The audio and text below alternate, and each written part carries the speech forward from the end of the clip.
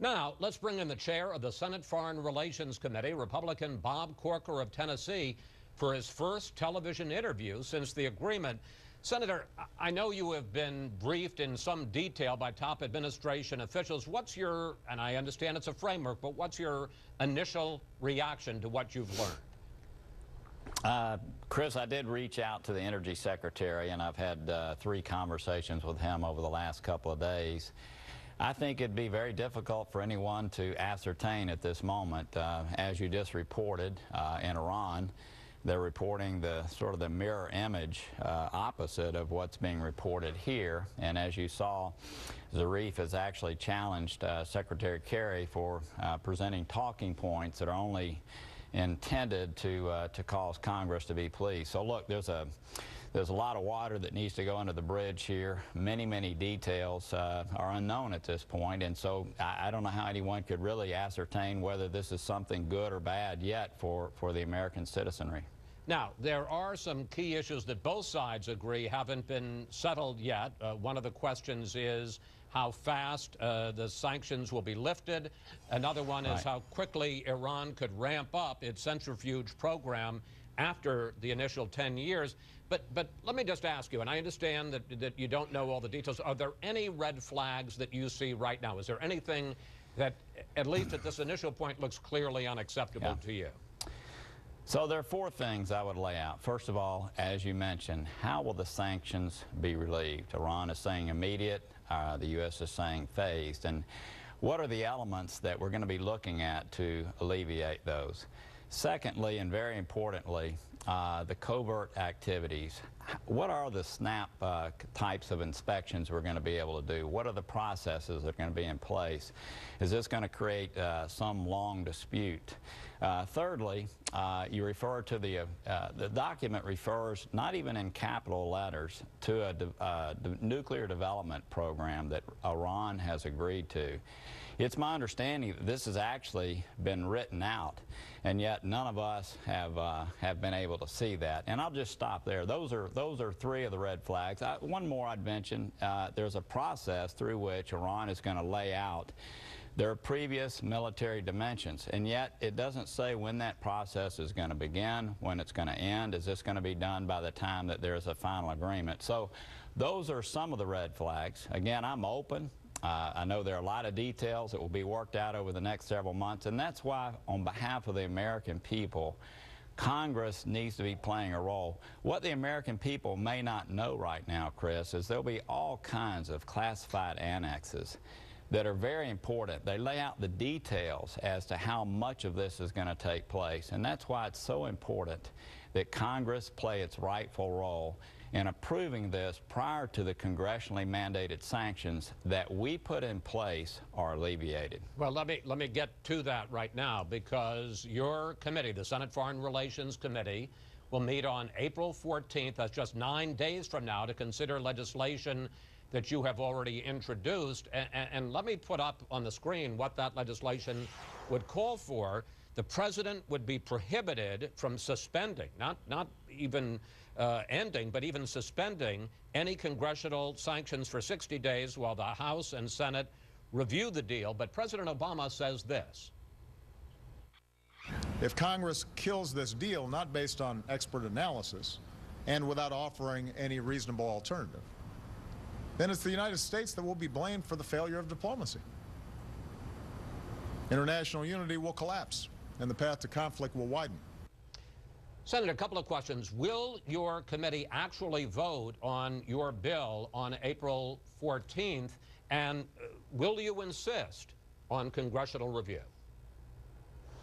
Absolutely, Chris. Again, I think everyone would say that the congressionally mandated sanctions are what helped in a strong way get Iran to the table. And so certainly we should approve this deal. We should approve what we see prior to those being lifted. And look, I've talked to the negotiators. No one has said that Congress weighing in would have any effect on this deal. As a matter of fact, what we know is just quite the contrary. We know that during the negotiations, the fact that Congress was likely to weigh in was something that the administration, the other Western countries were able to use to ensure that this deal isn't worse than it is. So the fact that they knew that Congress was going to weigh in was helpful in the negotiations.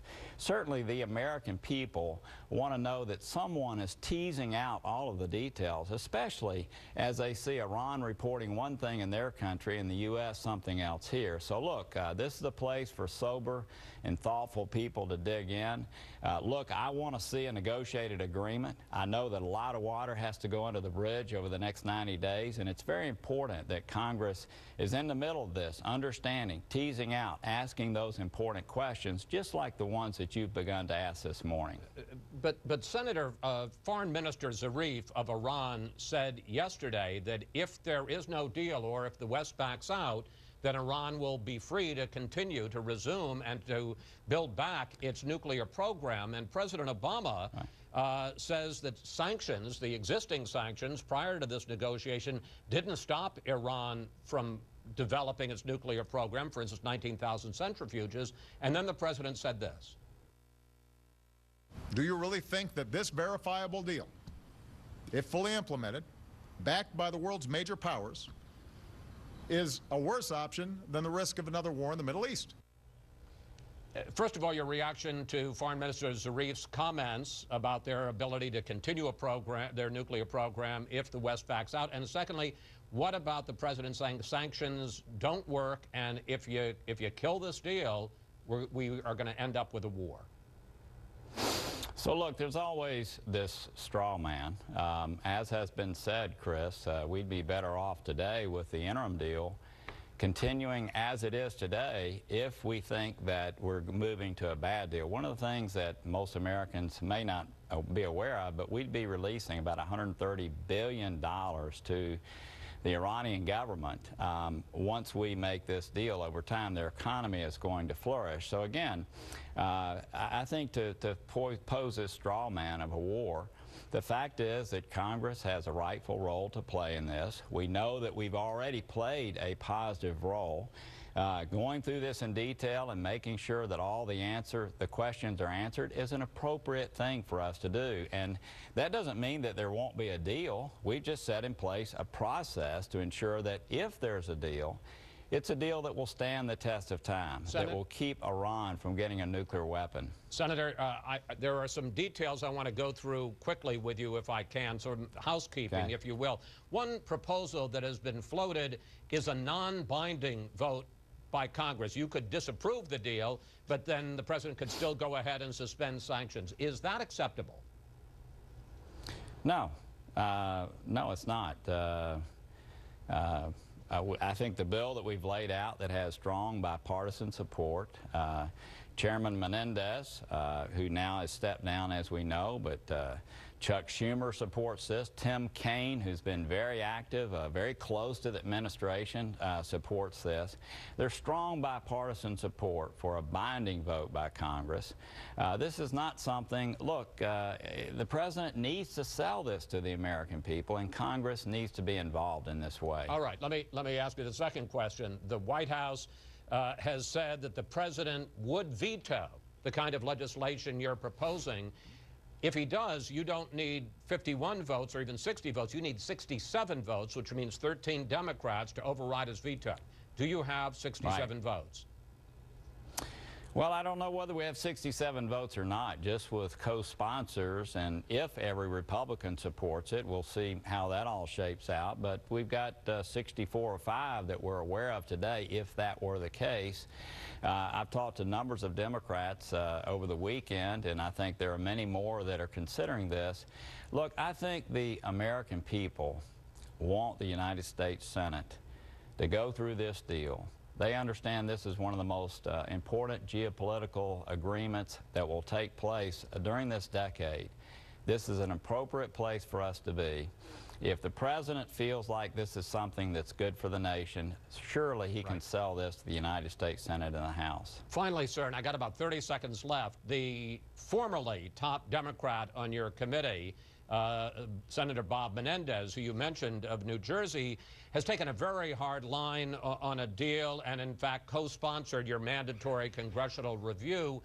He has just been indicted on bribery charges. Do you believe there is any connection between his opposition to the president on this and on Cuba and the fact that he's been brought up on charges? Chris, I can't, I don't know what's going on behind the scenes. I know that Bob Menendez has been a very good partner on foreign policy issues. He's been very constructive. I'm sure that he will continue to be. As to the motivations of the Justice Department, I just would have no way of knowing. Senator Corker, we're going to have to leave it there. Thank you so much for coming in and talking to us today, and we'll follow what happens with your legislation, sir.